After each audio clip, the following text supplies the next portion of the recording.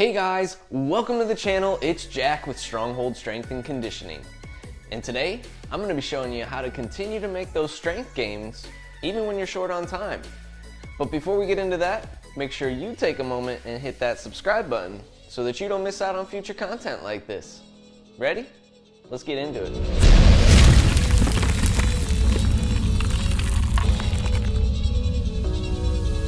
Alright guys, so today I'm talking about how to improve those strength gains and keep those strength gains coming even though you're short on time. Now we all know that everybody's got a busy schedule, so this could really apply to most people, I'm pretty sure at this point. But what I'm going to be showing you today is how to improve the design of your workout plan so that you can get a more efficient, more effective workout in a shorter time. I'm talking 15 to 30 minutes tops. So before we jump into the actual planning and programming of our short on time workout plan here, I want to talk about a few things that you need to be doing on the front end to make sure that you're maximizing your efforts overall. And if these things aren't in place, then there's no sense in actually worrying about your strength training program, because that is the very last piece of the puzzle that we need to be putting on top of all these things. So the very first things we want to look at are the adaptation errors that are occurring in your life. Now these would be things that would be like poor nutritional habits and lack of hydration or poor hydration status.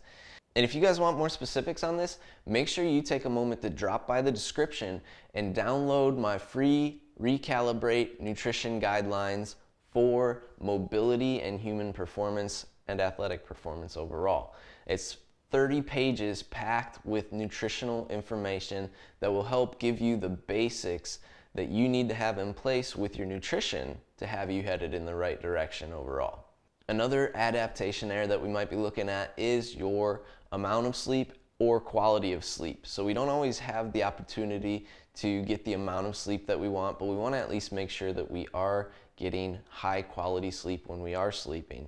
This also plays into our balance of stress overall in our life. So this is when we recover best. So if we don't have the recovery when we're sleeping because we're sleeping poor and we don't have quality sleep, then we're overall not going to be able to maximize the program. And one more big one, a mobility training program. If you don't have the mobility and the range of motion that you need for the exercises that you're going to be performing in the first place, there's no sense in performing those exercises in the first place. So what I would recommend is if you lack mobility and you're short on time, spend that whole 15-20 minutes focused on developing your mobility in the first place, because you're going to develop the basic strength that you need to perform those exercises through a full range of motion with good form and technique. So there's no sense in loading dysfunction. You need to focus on actually functionally moving well first before you load up and put weight on a bar. So if you're lacking that mobility and you've been strength training for a while, I even recommend taking 2 steps back to spend more time on mobility, because it will help you improve your strength overall in the long run. Okay, enough of a rant on that stuff. Let's go ahead and get into the actual programming now. So as I talk you through this program design today, we're going to be keeping in mind that, let's say we only have about 15 to 20 minutes to actually work out and get our workout in. And what I'm going to do is design the workout from the single session outward into how you can use it as more of a microcycle overall, over a shorter period of time that you can do. So we're going to be talking about the individual session first, and then building it out from there, what it might look like if you have to plan for this over time. And you know how you can use it, and it's a very flexible system overall where you can actually manipulate it as you're doing the day-to-day basis, as you kind of are living in that moment. So the very first thing we want to start with that you're normally recommended to do is a quick warm-up, but we're not going to waste a lot of time on it. We want to get right to the point. So what we want to focus on is a core activation exercise that really primes the main musculature that we're going to be loading during the primary movements that we choose in our workout. So something that's going to last us about 1 to 2 minutes in the very beginning that we're starting off with, that actually gets the glutes firing well, the abdominals firing well, and the upper back musculature firing well, to make sure that we're primed and ready to go for those main movements that are going to come next. And it doesn't have to be very long. What I like to choose are exercises that incorporate some RNT effect. So neurologically, we're telling the body to create this firing effect to the musculature because it's having to act in the opposite direction of the pull of the band. And this really helps neurologically get you prepared to perform those exercises well. Next, we want to focus our main work, the primary movements that we choose, on fundamental movement patterns. So these are going to be squat, hinge, lunge, push, pull, carry. Those 6 things right there, if you focus on combining them to create your workouts in the short time, if you pick about 2 of those, you can make a nice 15-minute workout where you're really going to get a lot out of it, because those are compound movements and they incorporate a large amount of musculature, which means you're going to get a lot more bang for your buck overall in that workout. So now that we know the type of exercises that we want to be performing to maximize our efforts, we want to make sure that we are programming them well, to make sure that I'm not overdoing it within that session, or that I'm going to be able to maximize my time within that session. So we need to really minimize the actual recovery time as we transition from exercise to exercise. Normally, a lot of time is spent in the gym simply recovering in between sets. So we're going to focus on more of a superset mentality, where we're combining a lower and an upper body exercise, and we're going to use that with an AMRAP mentality of as many reps as possible with quality form, and as many rounds as possible with that quality form in that 15-minute to 20-minute range that you have, that window. So of course it's always going to be rest as needed in there, but your goal going through it is to minimize the rest and continually keep yourself moving, which is why we want to use something like a lower upper split to help you maximize that, so you don't have to take as long to rest in that time frame. So for example, let's say I'm doing a squat and a press day. So say my press is some form of strict press using a kettlebell, and my squat is using a backloaded barbell squat on that. What I would want to do is actually train more of a power range for one of those exercises, where I'm doing maybe my 1 to 3 rep max range on that. And then the other one, I'm going to actually do more of a strength or muscular endurance range, where I'm training more of the 6 to 12 range, or 12 and above range, where the reps are getting a little bit higher on that. So that also allows me to train the multiple different metabolic systems that I have to create the energy for those exercises at the same time in the same workout. Which brings us into one of the last major pieces of the puzzle. We talked about the individual session design at this point, so we're going to focus on starting with a core activation exercise with primary movements that are functional movement patterns: squat, hinge, lunge, push, pull, carry. And we're going to pick 2 of those and focus on 2 different rep ranges that we really want to complete and work on, to focus on maybe power and strength, or strength and endurance, so that we're focusing on different metabolic ranges that we're working. And now we're going to implement this over more of a duration as well, because sometimes it's not just a single day that gets busy. It's all about a busy time period in our life, and we're just in that season. So in order to expand this out, what you could do is actually implement some form of daily undulating periodization. So depending on the number of days that you actually want to exercise, if you're only getting 15-minute workouts, maybe you're doing 6 days a week with that 15-minute workout. Or you can take it and do 3 days a week and still see pretty good progress on this. But what I would say is that within that time window, whether it's 3 or 6 days a week, whatever that might be, you're going to go ahead and rotate those sets of exercises. So maybe week 1, I'm doing squat and pull, and then I'm doing a hinge and carry day, and then I'm doing a lunge and push day. That might be a combination cycle that you can use for the first 4 weeks of that period before changing that up.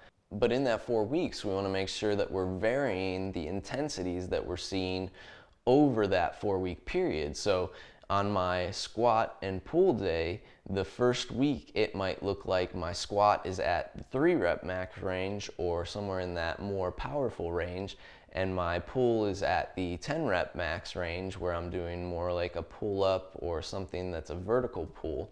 And then the following week I might go with a front squat but at more of the 10 to 15 rep range, and then swap it where I'm doing a lower rep range on my pulls where I'm doing some heavier pulls in that.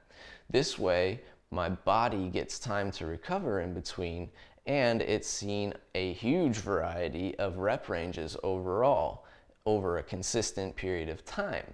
Now, eventually, if you want to mix up the combination of the movements that you're doing, you can do that as well. So then maybe I'd be combining my squat with a push, or my hinge with the pull, and then my carry and lunges together. The variety is continuously changing there as much as possible.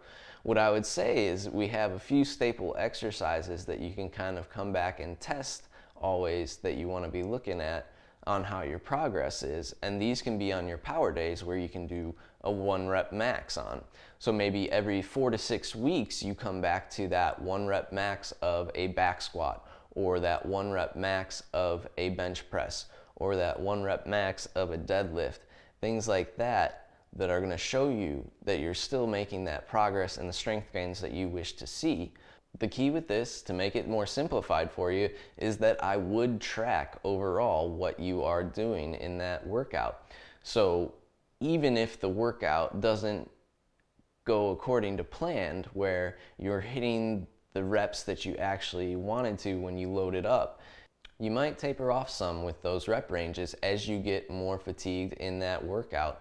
But overall, we should know a general idea of the weight that you've been loading up with and training with, and how many reps you've been able to complete, how many sets you've been able to complete. So having a little notepad nearby or keeping it in your phone would be very handy as well, because that way we can kind of keep track of just some general baseline numbers that you're able to work from, and should have an idea of what you can do to increase from there and actually make more of the time that you're doing. But with the variety of the exercises that you're seeing, we're going to make sure that we're covering all the gaps as well. So I'm not just doing the same exercises every time. I'm also varying those to ensure that we're hitting all those spaces that might be getting missed, and testing out the mobility in different ranges as well. So in summary, first of all, minimize and eliminate those adaptation errors as much as possible. So grab that nutrition guide down below if you need it, in the description. Make sure you're getting the quality sleep, the rest. If your mobility is lacking, put time into that. You won't regret it. It's overall going to improve you in the long run with the strength that you want to see. Then from there, in the individual session, activate the core using a nice quick primer, so we can do something with a 1 to 2 minute time frame on it, and we're not spending a lot of time getting warmed up, but we are neurologically preparing the musculature that's going to be working and things that we want to be activated for the prime exercises that we choose. Then we're combining 2 functional movement patterns to actually cover the most ground with the exercises that we're doing. Squat, hinge, lunge, push, pull, carry. Just remember that patterning right there.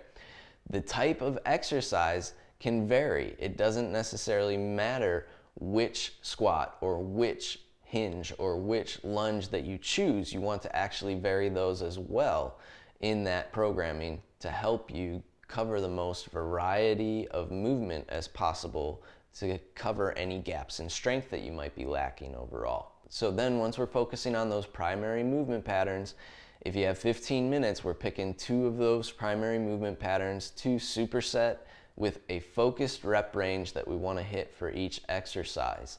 So we're not overloading the same musculature too much to the point where I need to take a break and rest in between It's where I can go from one exercise to the next and still carry on pretty quickly without taking too much of a break in that short duration of time, not wasting that time overall. And lastly, we're using it over time with a daily undulating periodization type format.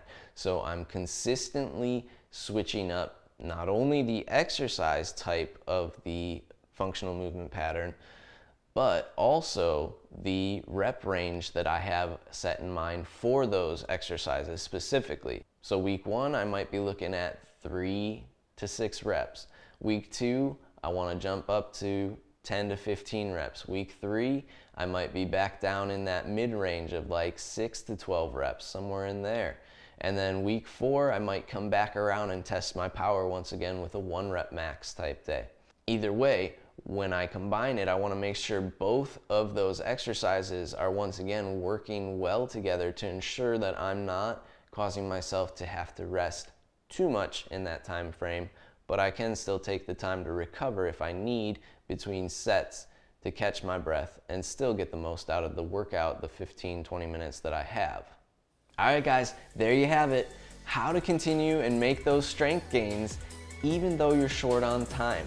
If you guys like this video, make sure you let me know by clicking that like button down below and share it with a friend. You know they're short on time too, so help them out a little bit. Leave a comment down below with your thoughts, your questions, any concerns that you have with this type of programming, and I'll gladly answer it for you.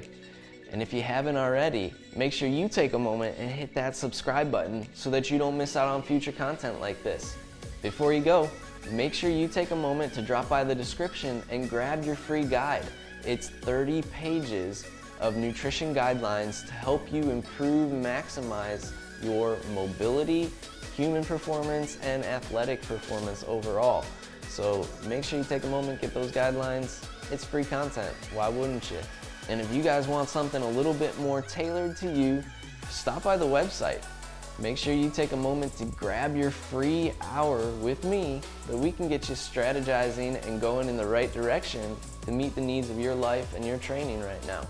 So, free hour with me, take advantage of it. Grab that by the website, that's also down below in the description. I want to thank you guys for watching today. We'll see you next time.